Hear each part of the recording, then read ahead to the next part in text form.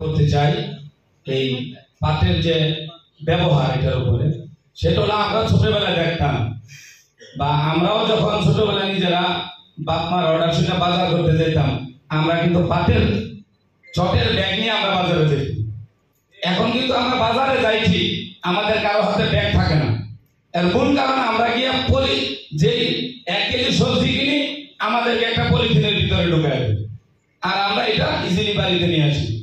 পাটের ব্যবহার যদি বাড়াইতে না পারেন মাননীয় নেতা, পাটের ব্যবহার যদি বাড়াইতে না পারেন, তাহলে পাট চাষ বৃদ্ধি পাবে কিভাবে?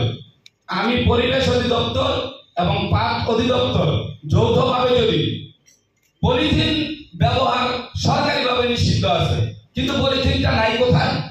সর্ব জায়গায় পলিথিন আছে আমাদের চোখের সামনে, অথচ আমরা পলিথিনটা ব্যবহার করতেছি।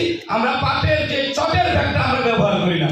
শুধু যদি চটের ব্যাগ ব্যবহার বাড়ানো যায় আর পলিথিনের ব্যবহার বন্ধ করা যায়, তাহলে আমার মনে হয় যে বাংলাদেশে পাটের ব্যবহারের কারণে, চটের ব্যাগের ব্যবহারের কারণে আমার মনে হয় যে এই পাট চাষ অনেক অনেক বেশি বৃদ্ধি পাবে।